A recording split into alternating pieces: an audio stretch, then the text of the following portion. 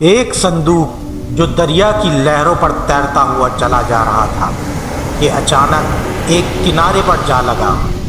وہ ایک ایسا محل تھا۔ جب وہاں کے مکینوں نے اس صندوق کو کھولا تو اس میں ایک بچہ مسکرا رہا تھا۔ وہ بچہ کون تھا جسے اللہ عز و جل نے صحیح سلامت اس مقام پر پہنچا دیا جہاں سے اس کے قتل کا حکم صادر ہوا تھا۔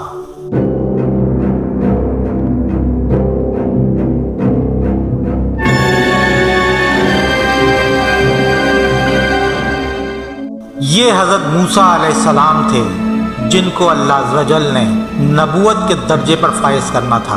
حضرت موسیٰ علیہ السلام کا نسب چند واسطوں سے حضرت یعقوب علیہ السلام تک پہنچتا ہے۔ ان کے والد کا نام عمران اور والدہ کا نام یوکبد تھا۔ باپ کا سلسلہ نسب یہ ہے: عمران بن قحط بن لاوی بن یعقوب علیہ السلام، اور حضرت ہارون علیہ السلام حضرت موسیٰ علیہ السلام کے حقیقی اور بڑے بھائی تھے۔ حضرت عمران کے گھر حضرت موسیٰ علیہ السلام کی ولادت ایسے زمانے میں ہوئی جب فرعون اسرائیلی لڑکوں کے قتل کا فیصلہ کر چکا تھا۔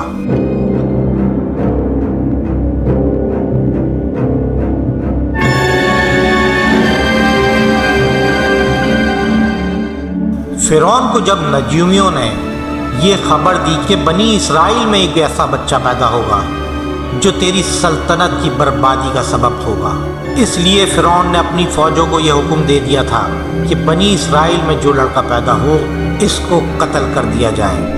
اسی مصیبت و آفت کے دور میں حضرت موسیٰ علیہ السلام پیدا ہوئے، اس لیے ان کی والدہ اور اہل خاندان ان کی ولادت کے وقت سخت پریشان تھے کہ کس طرح بچے کو قاتلوں کی نگاہ سے محفوظ رکھیں۔ بہرحال جو 3 مہینے تک ان کو ہر ایک کی نگاہ سے اوجھل رکھا اور ان کی پیدائش سے متعلق کسی کو خبر نہ ہونے دی، لیکن جاسوسوں کی دیکھ بھال اور حالات کی نزاکت کی وجہ سے زیادہ دیر تک اس واقعے کو پوشیدہ رہنے کی توقع نہ ہو سکی۔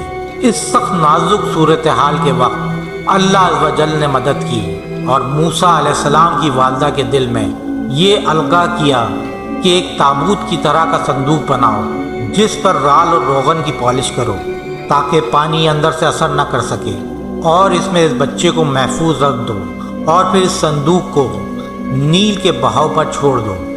حضرت موسیٰ علیہ السلام کی والدہ نے ایسا ہی کیا اور اس کے ساتھ اپنی بڑی بیٹی کو مامور کیا صندوق کے بہاؤ کے ساتھ کنارے پر چل کر صندوق پر نگاہ رکھے اور دیکھے اللہ عز و جل اس کی حفاظت کا وعدہ کس طرح پورا کرتا ہے، کیونکہ حضرت موسیٰ علیہ السلام کی والدہ کو اللہ تعالیٰ نے یہ بشارت پہلے ہی دے دی تھی کہ ہم اس بچے کو تیری ہی جانب واپس کر دیں گے اور یہ ہمارا پیغمبر اور رسول ہوگا۔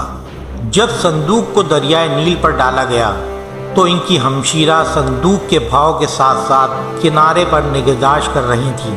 دریا سے نکل کر ایک نہر فرعون کے محل کے نیچے بہتی تھی۔ یہ صندوق دریائے نیل سے بہتے ہوئے نہر میں چلا گیا۔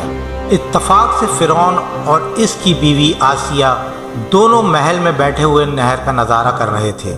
جب انہوں نے صندوق کو دیکھا تو خدام کو حکم دیا کہ اس صندوق کو نکال کر محل میں لائیں۔ جب صندوق کھولا گیا تو اس میں ایک نہایت خوبصورت بچہ نکلا جس کے چہرے پر حسن و جمال کے ساتھ ساتھ انوار نبوت کی تجلیات چمک رہی تھی۔ فرعون اور اس کی بیوی آسیہ دونوں اس بچے کو دیکھ کر دل و جان سے اس پر قربان ہونے لگے، اور آسیہ نے فرعون سے کہا کہ قرۃ عین ولک لا تأکلوہ عسیٰ ان ینفعنا او نتخذہ ولدا وہم لا یشعرون۔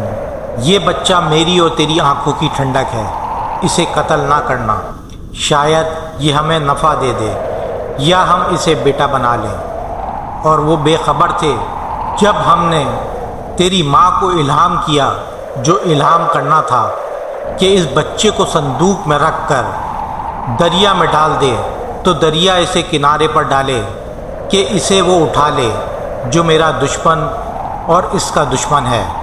میں نے تجھ پر اپنی طرف کی محبت ڈالی اور اس لیے کہ تو میری نگاہ کے سامنے تیار ہو۔ فرعون کی بیوی نے جب بچے کو دیکھا تو باغ باغ ہو گئی اور انتہائی محبت سے اس کو پیار کیا۔ محل کے شاگرد پیشہ میں سے کسی نے کہا کہ یہ تو اسرائیلی معلوم ہوتا ہے اور ہمارے دشمنوں کے خاندان کا بچہ ہے، اس کا قتل کر دینا ضروری ہے، کہیں ایسا نہ ہو کہ یہی ہمارے خواب کی تعبیر ثابت ہو۔ اس بات کو سن کر فرعون کو بھی خیال پیدا ہوا۔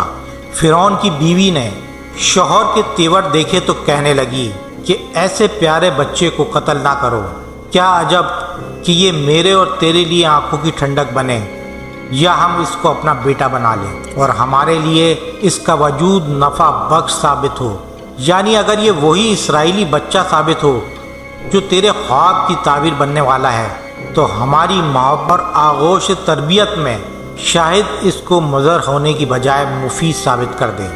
مگر فرعون اور اس کے خاندان کو کیا معلوم تھا کہ خدا کی تقدیر ان پر ہنس رہی ہے، کہ رب العالمین کی کرشمہ سازی دیکھو کہ تم اپنی نادانی اور بنجری میں اپنے دشمن کی پرورش پر نگراں مقرر کیے گئے ہو۔ غرض اب یہ سوال پیدا ہوا کہ بچے کے لیے دودھ پلانے والی مقرر کی جائے، مگر اللہ تعالیٰ نے موسیٰ علیہ السلام کی والدہ سے کیے گئے وعدے کو پورا کرنے کے لیے بچے کی طبیعت میں یہ بات پیدا کر دی کہ وہ کسی عورت کے دودھ کو منہ نہیں لگاتے۔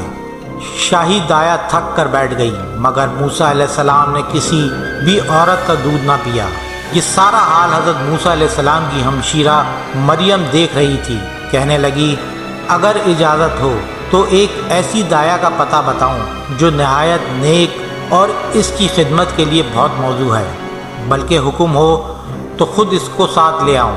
ادھر حضرت موسیٰ علیہ السلام کی والدہ بے حد پریشان تھیں کہ نامعلوم میرا بچہ کہاں اور کس حال میں ہوگا۔ فرعون کی بیوی نے جب یہ سنا تو حکم دیا کہ اس عورت کو فوراً یہاں لایا جائے، اور جب حضرت موسیٰ کی بہن مریم ان کی والدہ کو فرعون کے گھر لے گئیں اور انہوں نے جیسے ہی جوش محبت میں سینے سے چمٹا کر دودھ پلایا تو آپ دودھ پینے لگے۔ اس طرح حضرت موسیٰ علیہ السلام کی والدہ کو ان کا بچھڑا ہوا لال مل گیا۔ اس واقعے کو قرآن مجید کی سورہ قصص میں اس طرح بیان کیا گیا ہے، اور صبح کو موسیٰ کی ماں کا دل بے صبر ہو گیا، ضرور قریب تھا کہ اس کا حال کھول دیتی اگر ہم نہ ڈھارس بناتے اس کے دل پر، اسے ہمارے وعدے پر یقین رہے۔ اور اس کی بہن سے کہا کہ اس کے پیچھے چلی جا، تو وہ اسے دور دیکھتی رہی اور ان کو خبر نہ تھی، اور ہم نے پہلے ہی سب دائیاں اس پر حرام کر دی تھی۔ تو بولی کیا میں بتا دوں ایسے گھر والے کہ تمہارے اس بچے کو پال دیں اور اس کے خیر خواہ ہیں؟ تو ہم نے اسے اس کی ماں کی طرف پھیرا کہ ماں کی آنکھیں ٹھنڈی ہوں اور غم نہ کھائیں، اور جان لے کہ اللہ کا وعدہ سچا، لیکن اکثر لوگ نہیں جانتے۔ اس واقعے سے یہ سبق ملتا ہے کہ جب اللہ تعالیٰ کا فضل ہوتا ہے تو دشمن سے وہ کام کرا لیتا ہے جو دوست بھی نہیں کر سکتے۔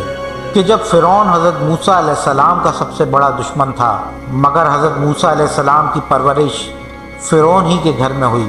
جب اللہ تعالیٰ کسی کی حفاظت فرماتا ہے تو کوئی بھی اس کو نہ ضائع کر سکتا ہے اور نہ ضرر پہنچا سکتا ہے۔